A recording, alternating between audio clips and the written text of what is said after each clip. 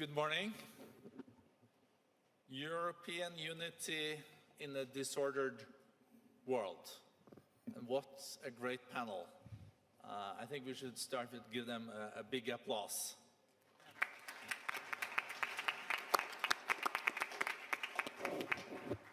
As you all know, the theme of this meeting, our annual meeting, is history at a turning point. And this has definitely, the last months, been a historical turning point for Europe.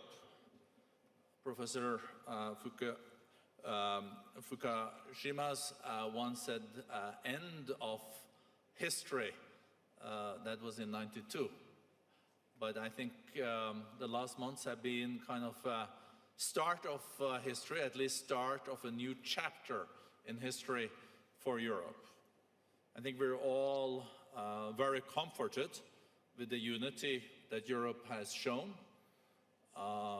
We also have seen that the results of the war in Ukraine has not been probably what the calculation was in Kremlin. And with Mr. Putin, we see 2 new member countries probably joining NATO. We have seen a unity on sanctions from the EU that is quite unique. We also have seen forcefulness in building a new vision for Europe that is very, very strong.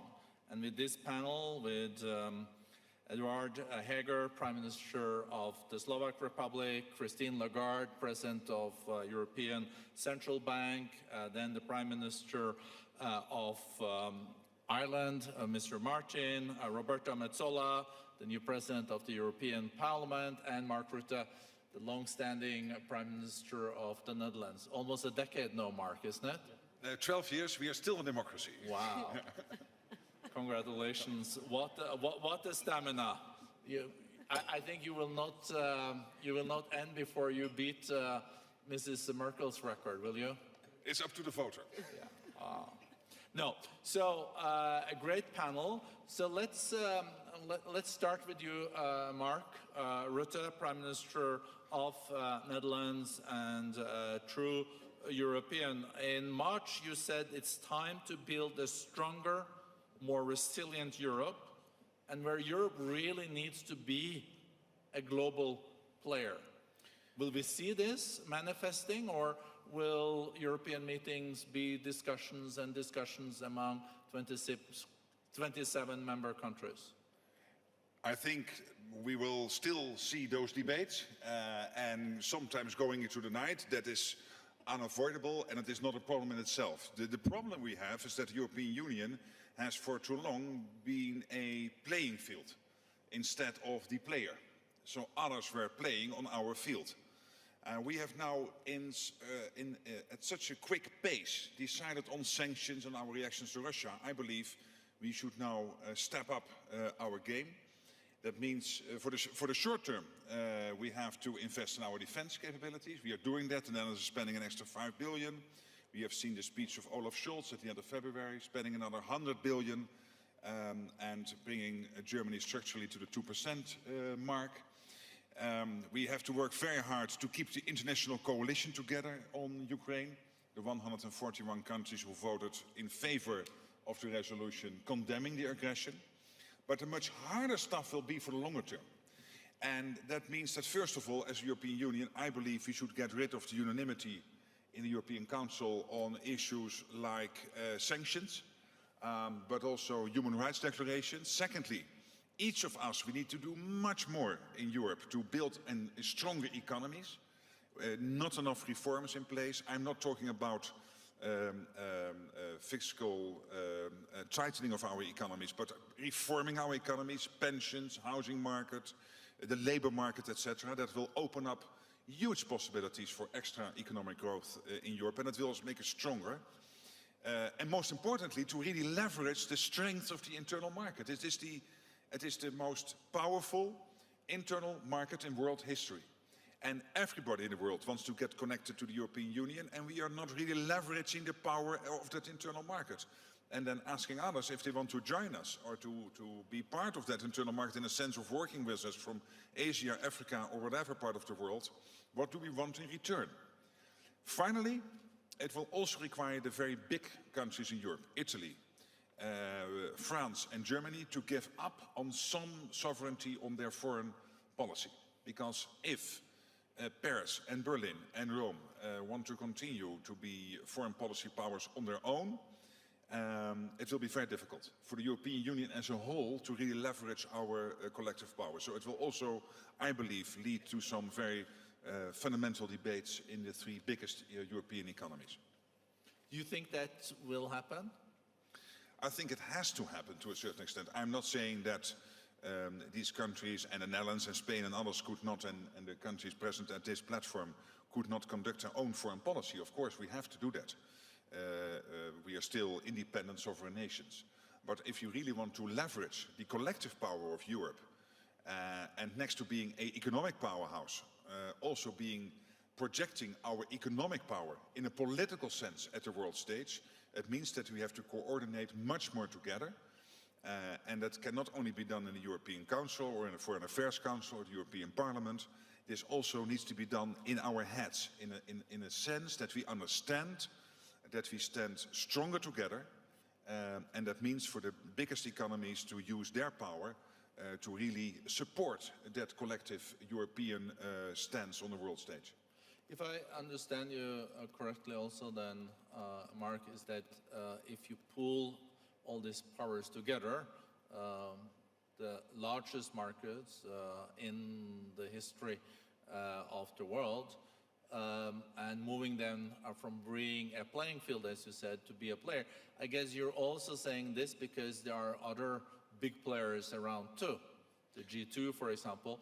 But do you think that Europe will be able then to be the third player, so we will in the future have a G3, and so Europe doesn't end between a rock and a hard place? Is that what you're saying? Yeah, and in terms of market size, we should be the G1, because we are bigger than the US, we are far bigger than China, but because we have not really added up that collective GDP, in a sense, what it means in terms of our power worldwide, we are not that effective as we should be. And then the question in Europe is, do we support on this issue or the other issue the Americans or the Chinese, or where are we? Of course, we will always have a very strong relationship with the United States.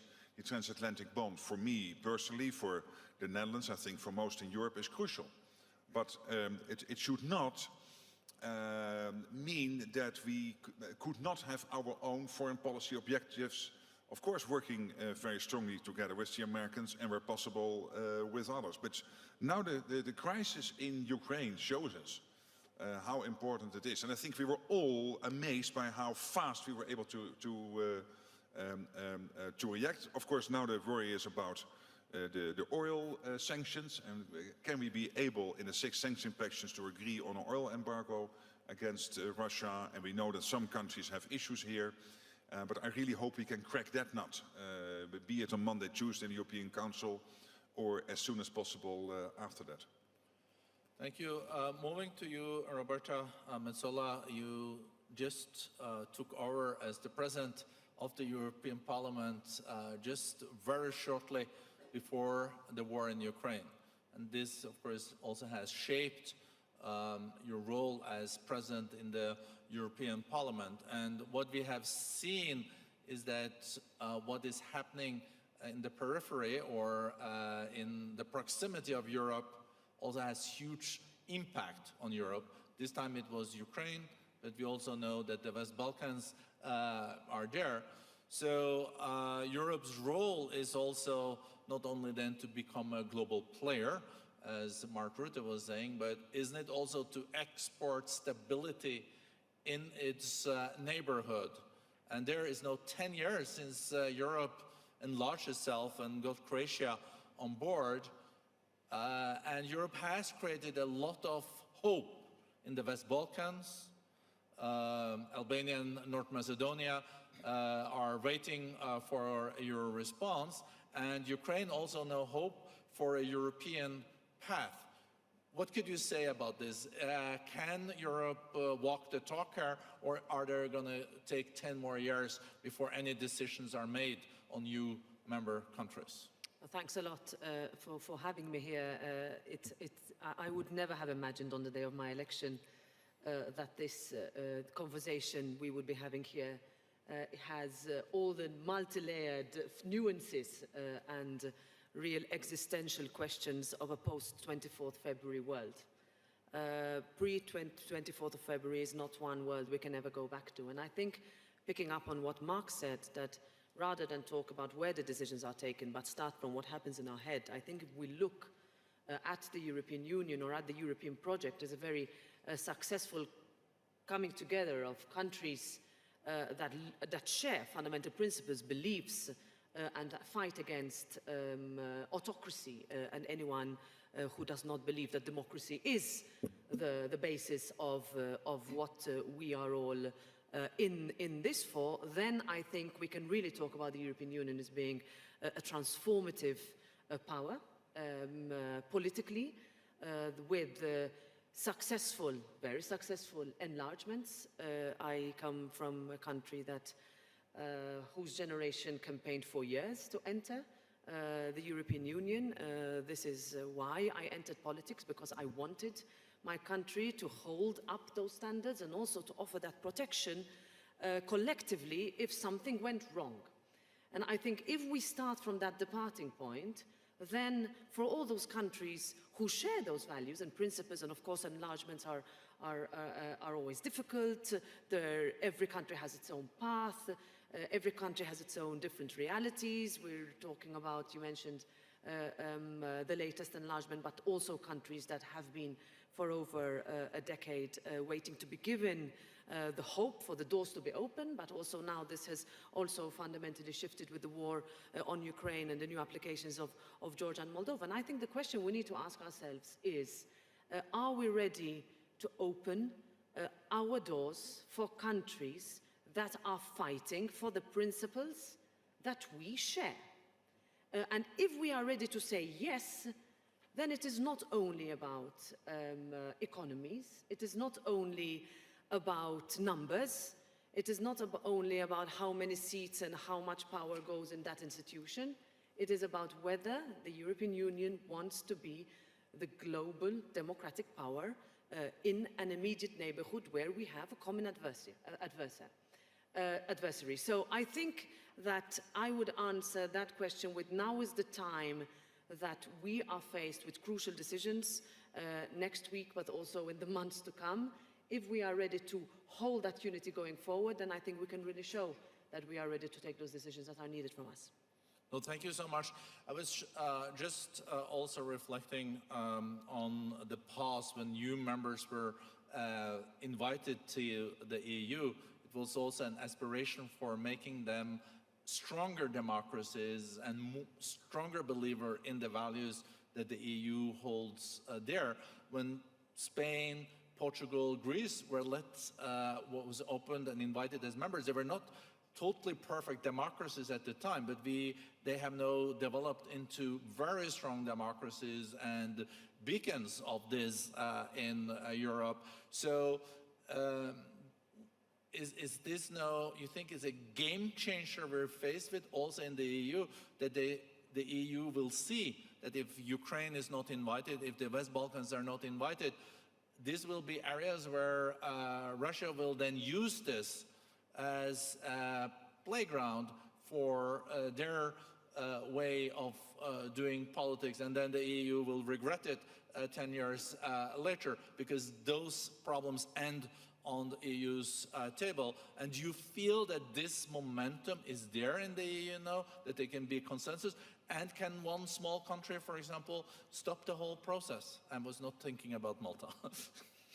Thanks for that.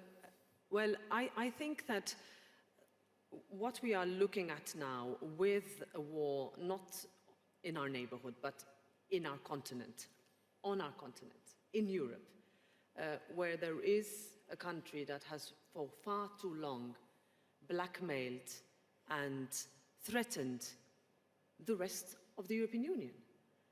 And we, I think, for far too long looked away when our colleagues from those countries that border Russia, who told us we have a problem. For too long, we have depended on for far too, let's say, it was way too easy for us to continue to rely on gas, with some countries being 100% reliant. For way too long, we did not actually seriously consider creating an energy union where we can rely on each other rather than on a country that could switch us off at any time. And of course there are different discussions in different member states. It makes a difference between whether you are on the neighborhood or with a common border with that country or not, or whether you have invested more in renewables, you are further ahead, also economically. But at the same time, what we cannot risk is that we ourselves cause instability in those neighboring countries because of our failure to act. And this is a fear and a concern that I have. It is a concern that the European Parliament has. This is a parliament that it's very difficult to find majorities, even least of all broad majorities on anything, but on this, members of the European Parliament from all countries, bar none, have gotten together and said, this is Europe's moment. We did not think that we could do so much during the pandemic. We did not think that we could push to the European level our competencies over health. We could not think that we are really going to talk about potentially, now this is sensitive, opening the treaty up and saying where can we fill the gaps, because 10 years have passed and we look like we are realizing that we are not addressing the problems that we really have. And I think that now, after the Conference on the Future of Europe, with leaders of our countries that are saying we can do more, both from a financial aspect, we've done so much during the pandemic, are we ready to look at our countries on our neighborhood and say, you are on the path, there are rules that you need to follow. Once you're in, this I link back to your question, you need to continue following those rules, because we have those countries who tell us it is far harder to get into the European Union and follow the rules than we hold ourselves accountable to. And that is a big question that we need to ask ourselves as European Union and member states, and whether all those countries are ready to say, we can see Europe as a project for peace. I am convinced that this is the moment, and if we don't, I think we would have failed. No, thank you so much. That's extremely interesting point. You have to stick to the highest standards to become a member today. And if you first became a member, you can be more complacent about them, and it doesn't necessarily have any impact on you. Do you even see that members, do you think members should be kicked out if they continuously don't stick to the rules? Short answer, and then we'll go to Prime Minister of Ireland. Sorry? Yeah, no, Roberta, maybe you can. Do you think they should be kicked out if they over time neglect what the Commission is saying? I'm not going to use football analogies and who could be kicked off the playing field. I think that I would continue to wish that the United Kingdom was still a member of the European Union. I really would think that we would be stronger today in the current scenario with the United Kingdom still being a member. So I'm not going into who's in and who's out, but I'm going to say that when we talk about rule of law, we need to take it seriously. And we did not take it seriously. We did not even, if you asked citizens at elections what rule of law meant in countries, they would either not answer or give you different answers of what they thought it meant. We have been extremely strong on the fact that conditionality needs to mean that you cannot disburse funds to countries that not play by the rules, that target minorities, that think that they are above the law, and that they think politicians should be protected even if they break it.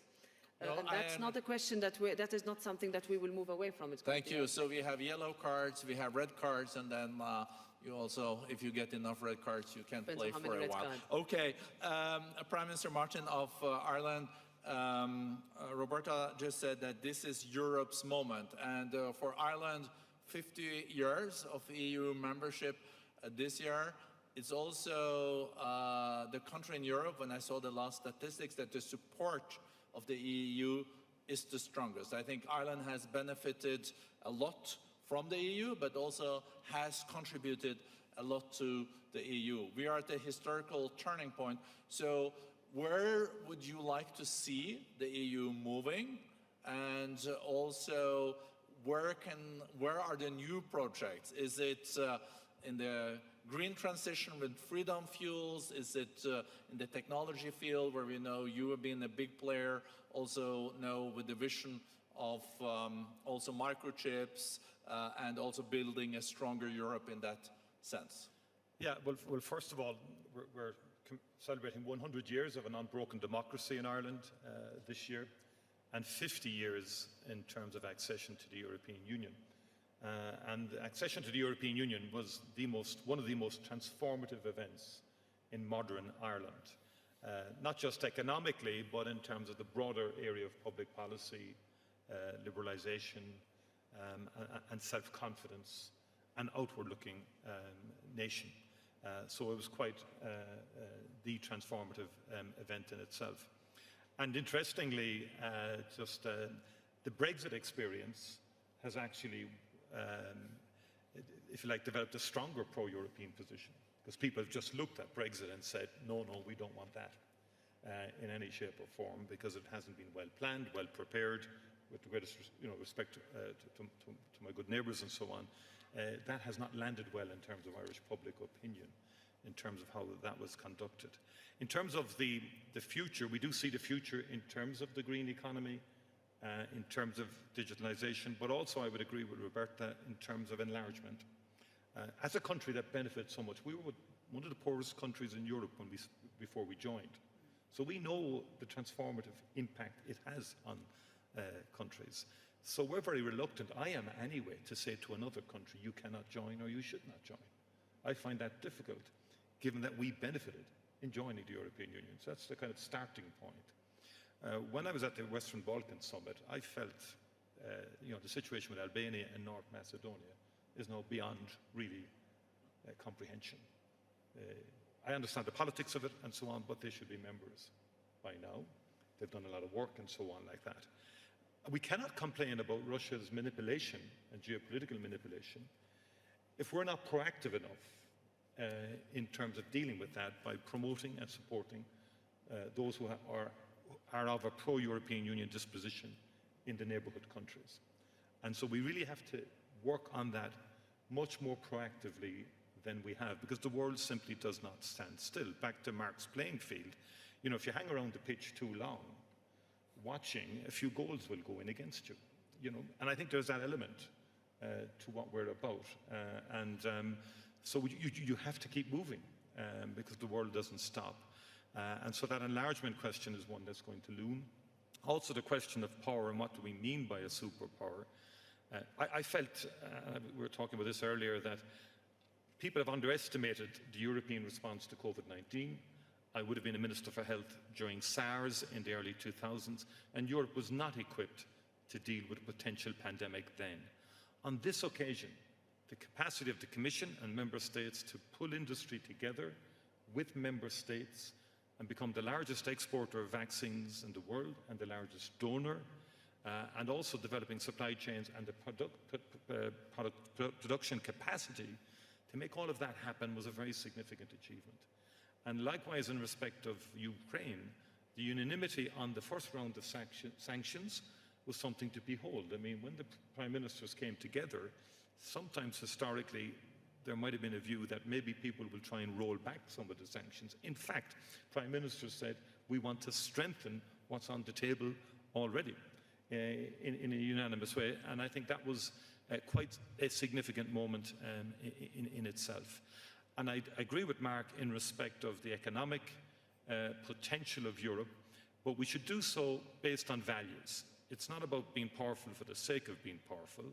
It's about also having a clear set of values, basing our relationships on trust with other countries and other areas of the world.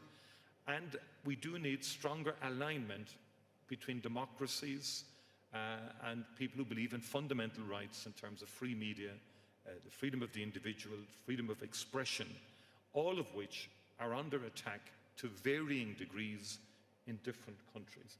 And I do actually think that one of the great challenges over the next 50 years will be the continuing, if like, campaign to hold on to those fundamental values and not to compromise on them, because we can see the slippery slope in many countries in terms of media control and so forth. No, thank you so much, Prime Minister. Beyond comprehension that there is no final agreement on North Macedonia and Albania, does the EU need to look also at the right of current members and new members to veto processes? Because everyone has to agree. Is that something that has to come on the table? One question. The other one, you said it cannot compromise in the EU on the values, freedom of speech, freedom of press. Then I'm coming back to my football, the cards, the football playing field, red cards, yellow cards, and all that. Because let's be frank, there are members of the EU today that there are questions raised from many if they're really complying with this. That is portrayed as a bit of complacency, and you also said, Prime Minister, that we have to learn from the approach to Russia. Maybe we were too complacent on this, also on the energy field and etc. Do you think we're too complacent with those that are not sticking to the rules today, and we can regret it more down the road if we keep kicking the can down the road? Well, I'm not so sure we're kicking it down the road that much longer either. I think we need a strong referee, right? So I think that is needed with layers of sanctions. And when I became Prime Minister, my very first EU Council meeting was on the next generation. And it was quite tough conversations in terms of rule of law and the connection between rule of law and the size and deployment of funds. So that did happen. And that was a very, very serious debate that went in late to the morning. So I think actually that change has happened already, Børge, if I may say so. And I think you are looking at more challenging debates. We are already witnessing this in terms of some member states who are seeking the deployment of funds that has been stalled because of these very, very questions. But the point about Russia is valid. When you look back and you look at Salisbury, or you look at the Polonium in London, and I watched documentaries on the first one recently, and it struck me that was a public health attack on citizens of Europe in the United Kingdom.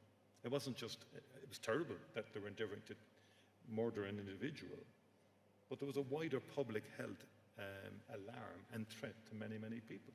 And kind of a few diplomats were sent home. And that was kind of it. And I think that in hindsight, when you look back, one can indulge too much, and we can be too complacent, or we can hope that the better side of the country will emerge eventually.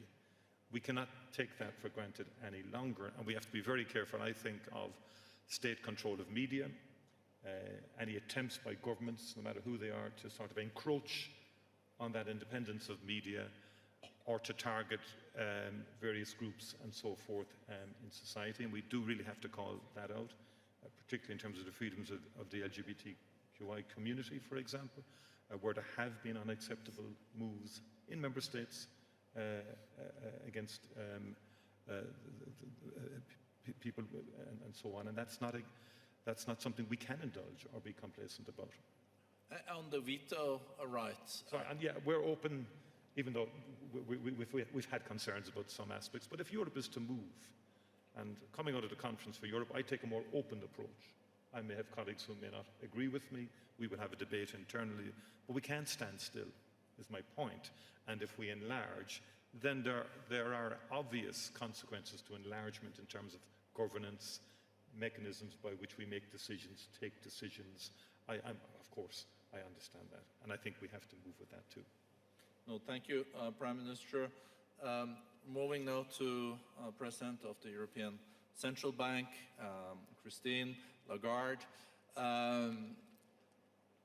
The largest market in the history of humankind, Europe, single market. Europe saw quite considerable growth also post-COVID, but no, it is slowing after the war. Secretary General Stoltenberg said yesterday we have to be willing to pay a price for our freedom. We have put trade and access to cheap energy first and not the principles. Seen from your viewpoint, Christine, you have vast experience from IMF, but also as a minister in France. How to keep the optimism and the progress for Europe if we now see a slowing economy and also higher energy prices, how to keep the European idea and unity alive? We'll press something. No, I don't need to press anything. Thank you very much, Børge, and good morning to all of you. You know, I often ask myself, this wonderful European idea, is it dawn, dusk, or twilight? And what can we do about it? And what the Ukraine war has revealed to all of us, certainly in Europe, is that we did not have the right understanding of how large, how powerful, and how strong we are collectively. So to also, I'm an athlete by background, but I'm not a football player, but I will still use the football analogy. I think it's a good one. I think Europe can be at a new dawn of playing a formidable team of players while at the same time acting as a referee. I know it's a bit inconsistent, but that's okay. We've been playing field for long enough, and we could actually claim that. What the Ukraine war has revealed to all of us is actually the weaknesses of being that open playing field. Weaknesses in two respects. When you look at the global value chains, Europe is 20% more open to global value chains vulnerabilities than any other markets in the world. So it's not surprising that the breaking down and the bottlenecks of global value chains affect European companies and us more than others. Second vulnerability that has been revealed and continues to be revealed by the war in Ukraine is that our sources of energy at large, but also our sources of certain minerals that will prove extremely helpful and necessary for the next generation of our energy mix, are actually located in countries that are not very friendly and can actually be extremely aggressive and terrible. So those two vulnerabilities are two that we had not paid enough attention to. Now, luckily, the European Commission, that I'm not representing here, but I would like to give them the credit, have identified a list of products where we have vulnerabilities and where we are at risk. That's one of the areas where we have to fix vulnerabilities. When you're an athlete and part of your body doesn't function, you deal with it. The second point I'd like to make, and that's in response to your question, Børge, is that as often in Europe, united in diversity and rising in adversity, we are in that situation of adversity, and we need to flex our muscles. We do have collective incredible muscles. I'll give you a few areas where we actually do that a bit, and we can do more. In competition policies, yes, we do take action. Yes, we can actually affect companies that are doing things outside Europe, but will have an impact on the European territories. We can stop mergers that are taking place in other places if it is going to affect Europe. In trade, we represent a monumental market that can actually set terms and conditions in negotiations with others. In monetary policy, it so happens that those 19 countries, soon to be joined by 2 new members, you were asking about new members, Croatia, I cross fingers, should soon be joining the club, and Bulgaria is next online. So it will soon be 21 countries in one single club by one single currency standard. Well, this is the second international currency in the world. It doesn't have the exorbitant privilege of the dollar, but it is the second international currency of the world. And when monetary policy decisions are made in Frankfurt, the rest of the world in financial circles actually pays attention. It wouldn't have happened if it had been 19, soon to be 20 and 21 different central banks. So when we put our teams together, when we treat our vulnerabilities and flex our muscles, of course we can act. Now, there are lots of areas where we are not doing as good a job as we should, and you alluded to that, Mark.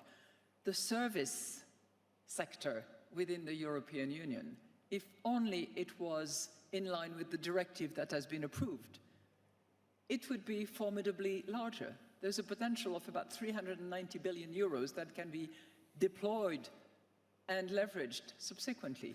When Europe decides to affect as much as it should to defense expenditures under the rules of the NATO club, that's another significant add-on to GDP. And if it was, I'm not sure it's desirable, but economically we have to measure, if it was to return to the Cold War times defense spending, then that would be a significant add-on to that. So when the muscles are flexed, Europe is an incredible force, but we score against our own team occasionally. And by just slowing down the process, by looking at, instead of European, our national interests, eventually we put a little brake on our efforts. So given the vulnerabilities we have, given the war at our doorstep that we have to really take a stand and participate in our own way, obviously those muscles, I hope, will continue to be flexed. Thank you. No, thank you so much, Christine. We have to also be willing to flex our muscles. We did flex a lot of muscles when it comes to fiscal stimulus after and during the pandemic. I think globally we launched 14 trillion euros or 13 trillion euros. Never seen this since the Second World War. If we now see a clear slowing of the European economy, partly based on the geo-economic situation, a slowing China, but also based on the war, what muscles do we have moving forward to flex to avoid a very slow growth in Europe and high inflation? I don't think we necessarily will see recession, but we might see a stagflation if we don't get it right. Okay, Børge, I'm not in the business of creating headlines here. So, but what I will say is that in addition to being the largest market in the world, we can also be the largest purchaser in the world. And when I see leaders at the European level decide that they are going to possibly have common purchase action and policies when it comes to gas, when it comes to petrol, when it comes to all sorts of minerals that we're going to need in the near future, it's a formidable, concerted, legitimate action. We do have concerted actions on the part of the sellers. It's about time that the purchasers also have concerted actions, I would contend. No, thank you, Christine. I had to try to create some headlines, of course. That's part of my job. Coming now to Prime Minister Heger, Slovakia being also a neighbor with Ukraine, you yourself has shown strong leadership and also been very clear on condemning Russia's war. Madame Lagarde just said that once in a while we do also score against our own team. We maybe have done that in the past when it comes to our approach to Russia. Prime Minister of Ireland was mentioning also that we were a bit complacent, or were complacent. We had many indications that this could come. But no, there is a war. And what is your strategic outlook and aspiration for Europe now, based on what we know now. How do you look at the transatlantic relations moving forward? 80% of NATO's military capacity is outside the EU. Do we address that elephant in the room inside the EU? And where will we see the support inside EU also to continue to support Ukraine when we might see the economy slowing down and populists using these populists that are maybe also using social unregulated media? Well, thank you very much. Definitely, we do address this elephant in the room. And please let me give you a perspective of a country from Central Europe and Eastern flank, as it was mentioned. First, you know, we have to realize that Europe is a very unique continent. It's diverse and developed. And it's a great opportunity at this moment to become not just a leader, but a trendsetter in much more areas than it was till now. What I mean by that? Europe proved over the last 2 years that it can be very fast, it can be decisive, and it can be very efficient.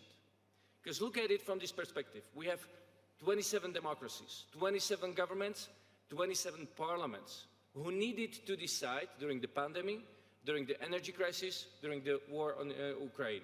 And decisions that took 4 years in the last decade, during the pandemic, it took months and weeks.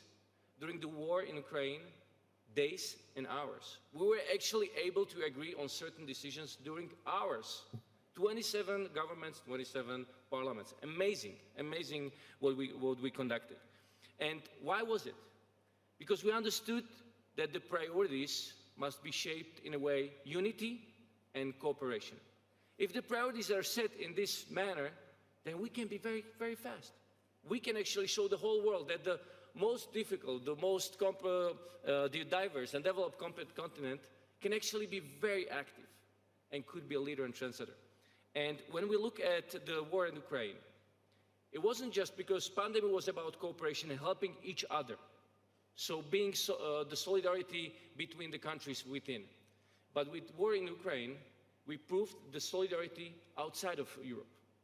The fast reaction, we as a country, next bordering to Ukraine, first we came in place. We immediately helped with the refugees coming to Slovakia. And it was 400,000 people came to Slovakia across the border. 5 million nation, 400,000. 70,000 stayed in Slovakia. But immediately I got calls from my colleagues. Hey, Eduard, how can we help you? Such a wonderful response, the unity that was there. And one more thing, the energies and the transatlantic. The energies, we have to realize that also Slovakia is an example that we underestimated the connection to the Russian oil and gas. We basically traded our values for cheap gas and oil for too long. There was a decision of a government from 2006 that we need to diversify, and we're still not there yet. But now we are very close to it, and we need the solidarity, because we were a very reliable partner on transiting the Russian gas for decades to the West.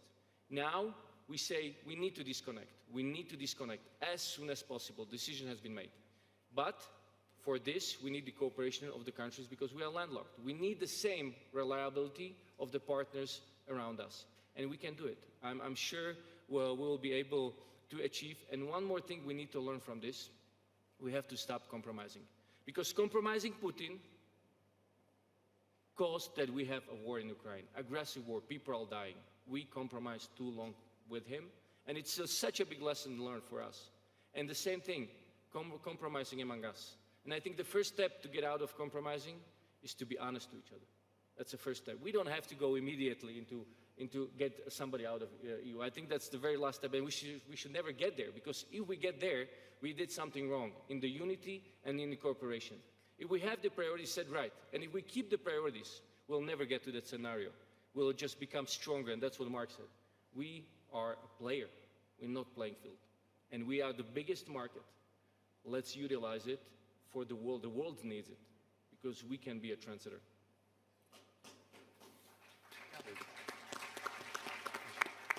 Thank you, Prime Minister, and thank you, Eduard. Thank you also for the solidarity you have shown with the Ukrainian people. I know as a neighbor country of Ukraine, and also deep understanding of the West Balkans, but also on the dynamics in your region. I guess you also have thought through what can the next steps be from Mr. Putin, because I think we think no, there is of course no more question of a rapprochement.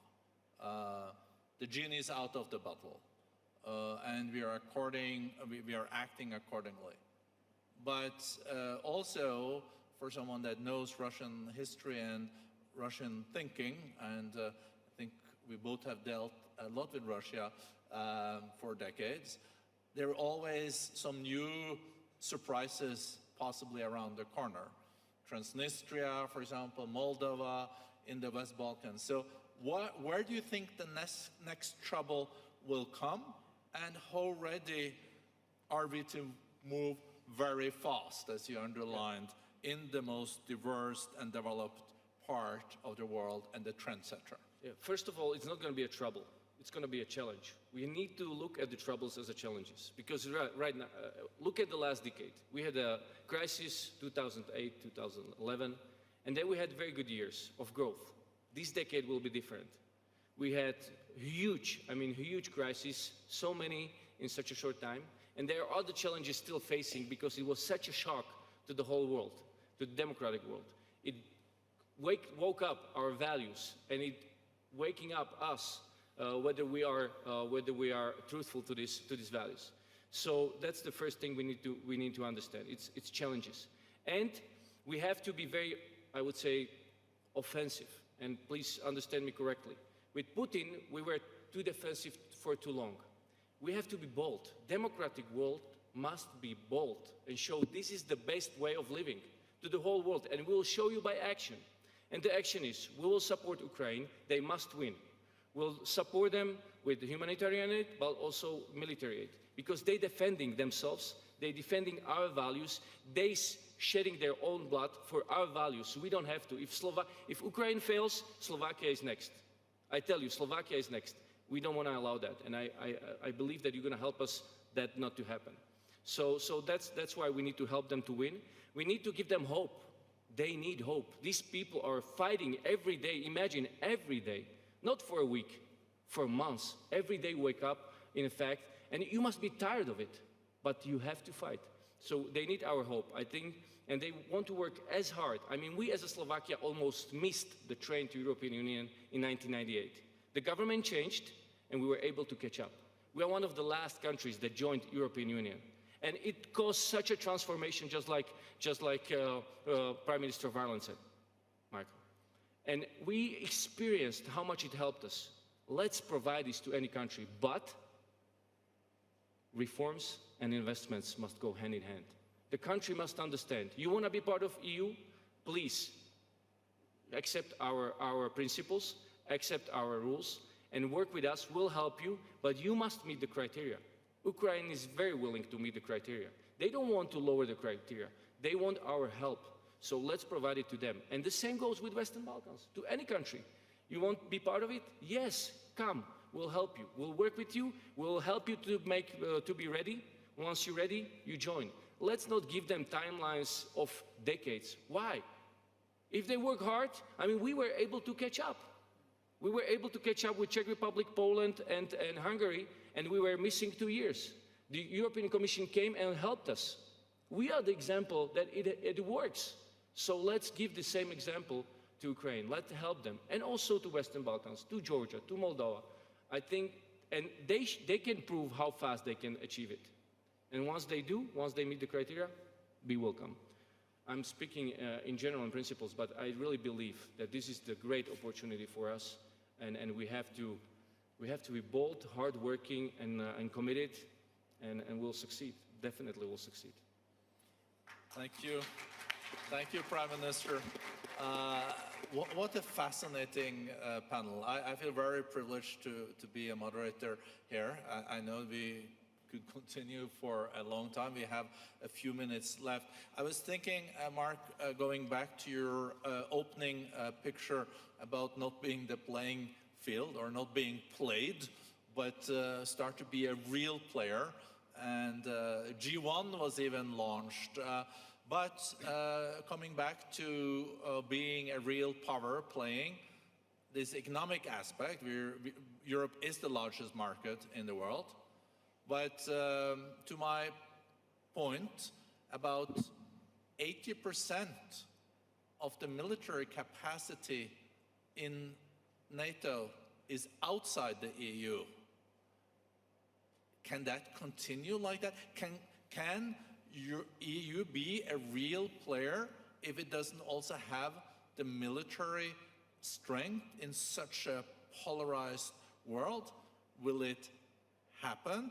And we have talked a lot about the risk from the East, but we also know that some actors say that the big political risk that we're faced with is the polarization in the United States of America. Well, first of all, the basis of all of this has to be our economy. And I very much agreed with Christine that we still have a large untapped potential in the internal market, particularly in the area of services. And there was a report, I think, by the European Parliament a couple of years ago, the cost of non-Europe. And the cost of non-Europe was the then size of the Russian economy. You could add to the collective of the European economies the size of the Russian economy, not them joining obviously, but collectively as 27, creating more economic power, between 1.2 and 1.5 billion euros, the size of the Russian economy, if we would have the services market as part of our internal market. And luckily we have now agreed on the Digital Services Act, Digital Markets Act, but it has to be implemented. So I wanted to emphasize that point. And of course our national reforms, pensions, housing market, labor market, that will untap the potential at the national level. That's the only way really to become powerful at the world stage. To your question, I believe there is no problem in the world for the next 50 to 100 years we can solve without the United States. They are so powerful, and I'm so happy that we are in that transatlantic relationship. But you are completely right in what you are basically implying with your question. We cannot leave the bill to them.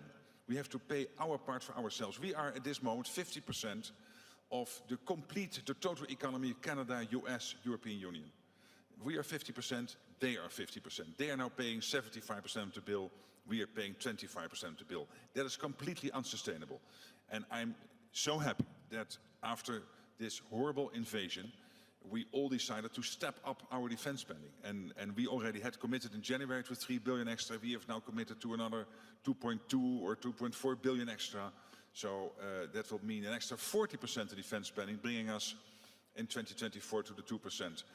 What Germany did, what all the others are doing. And that is crucial because, yes, that bond is, we are inseparable in NATO from the US. And they are inseparable from us because there's also in their interest that we stay independent and connected to the US and that Russia and others are not gaining power over us. It's also a crucial strategic interest of the United States. But we have to pay our part of the bill. Here, Trump was right when he emphasized this in 2018 in the NATO summit. Obama started this with the Welsh Pledge in 2014. They were right. I'm happy we are now fulfilling that. And it's the only way to also become, next to a soft power, you also have to be a hard power. So, last question to you, Mark. Prime Minister Martin said it's beyond comprehension that we are not giving a clear answer to North Macedonia and Albania. Do you agree? Yeah, completely. And this is really an issue. North Macedonia and Albania have worked for years to gain candidate status.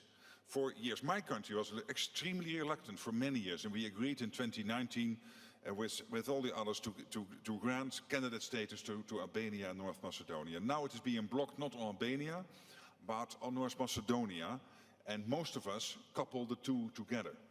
But here I think we also have to be very precise how we deal with Ukraine accession wish and Moldova and Georgia over the next 3 or 4 months. Take Bosnia.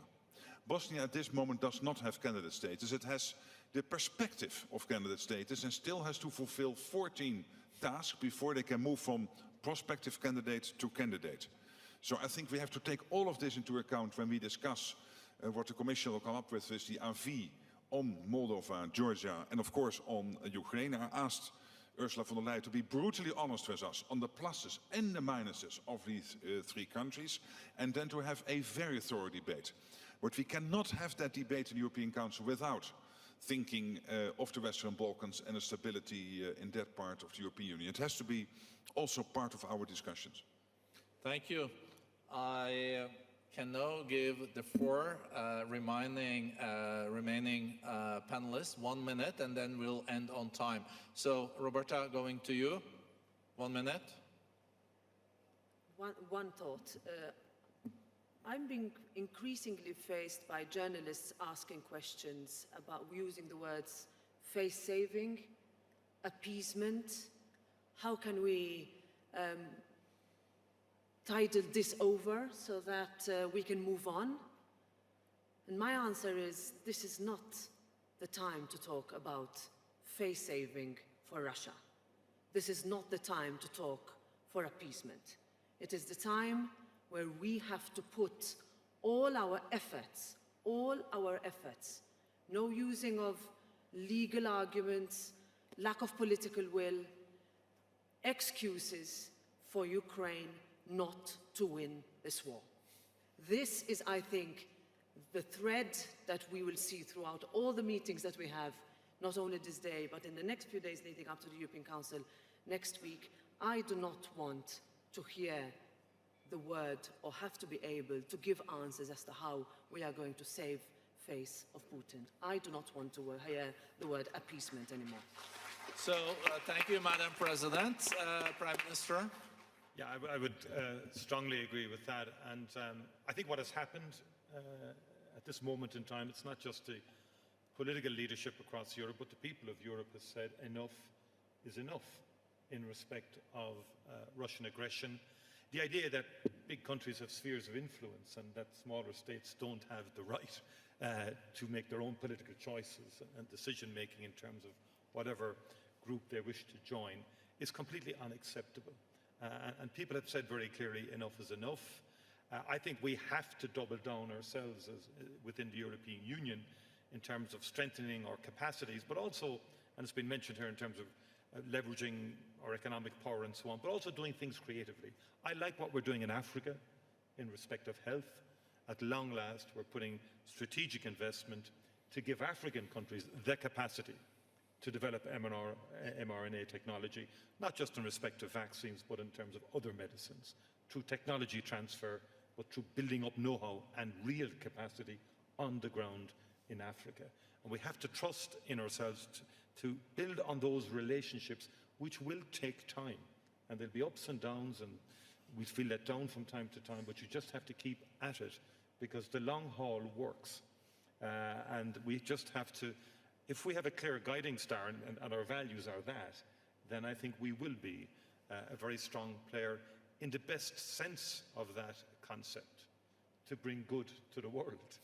Not to control the world, not to dominate, not to be naive either, but really to change the dial in terms of quality of life, in terms of hunger and starvation and so on, and to give economic capacity to less developed regions within the world in the context of a strong, proactive relationship with the European Union. Thank you, Prime Minister. A player that are arguing for compliance with the UN Charter, that might be a good idea. Madame Lagarde? Yes, Børge, I think it's really time for Europe to play team, to flex muscles, and I can think of 5 areas where we can be a formidable power. I've mentioned the purchasing power. I would mention the trading power. We are the top trading partner of 80 countries in the world. Now that is power. We are a formidable technology power. Why is Airbus winning the race? Because we've put our strength, our innovation capacity together. And I would add that we are a pension power. You know, we always talk about the financial power of Japan when it uses its pension funds. We have incredible pension resources and capacity that could be deployed on a much broader basis and if we played as a team. And I would finally add that we have to be that moral power that puts values ahead of some of the gains and the savings that we have focused too much here and there in the past. Thank you, Christine. Prime Minister Heger, a moral power. Well, thank you very much, my colleagues. I mean, great thoughts that you shared just now. And so I'll just add, you know, the founders of European Union, they had a great vision, great dream. And they wanted us to live in peace and in a high quality of life. And they knew that to reach this, we need to be faithful to basic principles: freedom, rule of law, human dignity, equal rights. And when you look at these values, you might think easy. Well, in everyday life, we know that's not easy at all. And they knew as well. We know that democracy is not for granted. We know now that peace is not for granted. So basically, I think the recipe is, let's be faithful to our values every day, in every our decision that we make. Let's compare the decision to these values. Let's check it whether we are in line with these values. And please, let's not compromise. Because the comfort that we live gets us easy astray, gets us away from these values. If we stick to these values, if we're faithful to these values, I'm sure we'll do the right decisions, and I'm sure we'll be so attractive for the whole world. Thank you. Thank you. I think I'm talking on behalf of all the people that have listened to this panel. I think we got even more optimistic on behalf of European leadership. It's been a pleasure sharing this panel, a panel that I think, with what you said, and I know you all are faithful to our European values. So thank you so much.